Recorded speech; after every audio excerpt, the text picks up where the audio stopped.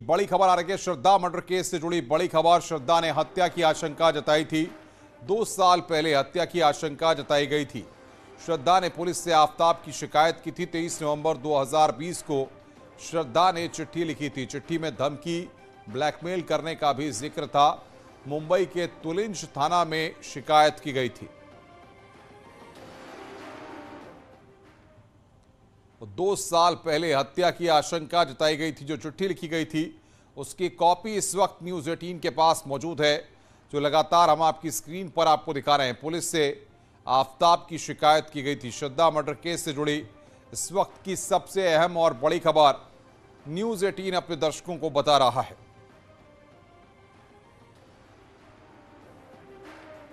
और बातचीत करने के लिए शंकर आनंद हमारे संवाददाता, जिन्होंने इस खबर को ब्रेक किया है, हमारे साथ जुड़ रहे हैं। शंकर, ये चिट्ठी कहानी बयां करती है कि 2020 में भी आफताब के बारे में बताया गया था।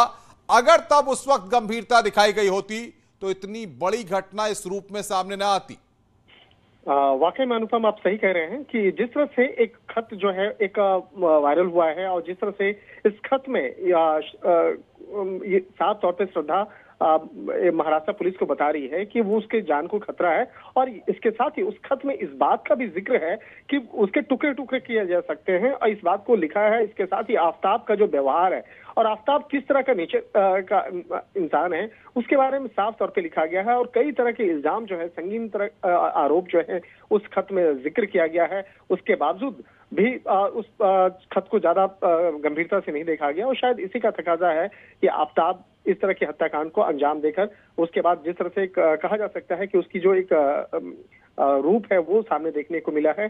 और ये खत है साल 2020 में लिखा गया, 18 नवंबर 2020 का खत है, और उस वक्त में इस खत लिख करके जानकारी दी गई। हालांकि उस लेटर पे स्टंप भी देखा जा सकता है, महाराष्ट्र पुलिस का लगा हुआ है, और वो इस खत को प्राप्त करने के बाद शुरुआती दौर पे कुछ दिन का इन्वेस्टिगेशन जरूर किए थे, लेकिन बहुत ज्यादा इस मामले पर आगे कार्रवाई नहीं किया गया था।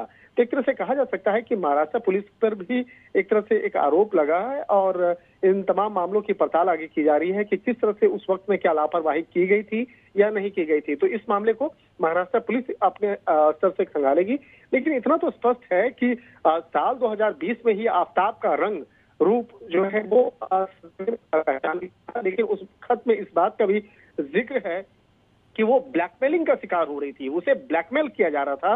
तो आखिर क्या ऐसे मसले थे, क्या ऐसी चीजें थी जिसके वजह से वो ब्लैकमेलिंग के शिकार हो रही थी। बहुत बहुत शुक्रिया शंकर हमारे साथ जुड़ने के लिए और विस्तार से जानकारी देने के लिए। आगे बढ़ते हैं। गुजरात दौरे पर सीएम योगी आदित्यनाथ हैं।